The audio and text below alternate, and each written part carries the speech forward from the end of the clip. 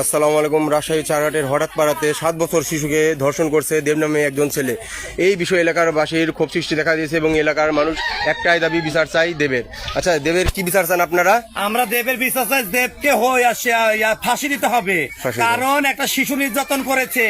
আপনার শিশু, আমার শিশু, সবার শিশু, ছোট বাচ্চা, তারা নির্মম বাচ্চা, তারা কিছু বুঝে না, তাদেরকে প্রলোভন দেখে তাদেরকে নির্যাতন করা হয়েছে। তার সঠিক বিচার চাই আমরা।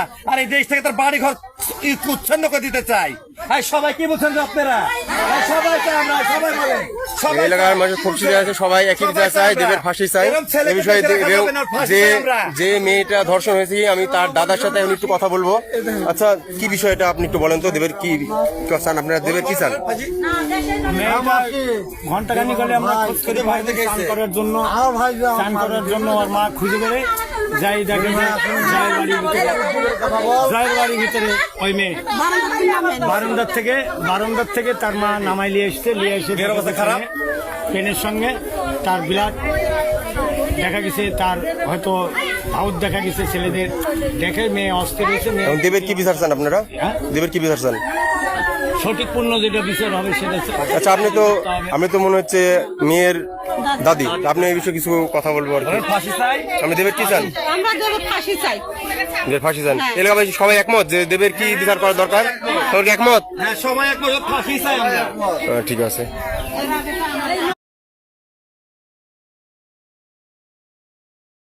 রাজশাহী চারঘাট থানার হঠাৎপাড়া গ্রামে এক নৃশংস ঘটনা ঘটে।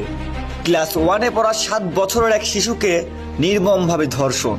শোনা গেছে কেক খাওয়ানোর প্রলোভন দেখিয়ে সেই শিশুকে ধর্ষণ করা হয়। ঘটনাটি ঘটে 8ই জুলাই বুধবার দুপুর 2:30টার দিকে। অভিযোগ উঠেছেন রাজশাহী জেলার চারঘাট থানার হঠাৎপাড়া গ্রামের এক যুবকের ওপর।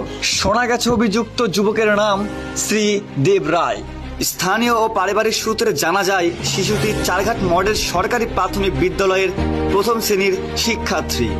8ই জুন বুধবার দুপুরে শিশুটির মা শিশুটিকে গোসল করানোর জন্য খোঁজাখুঁজি করছিলেন।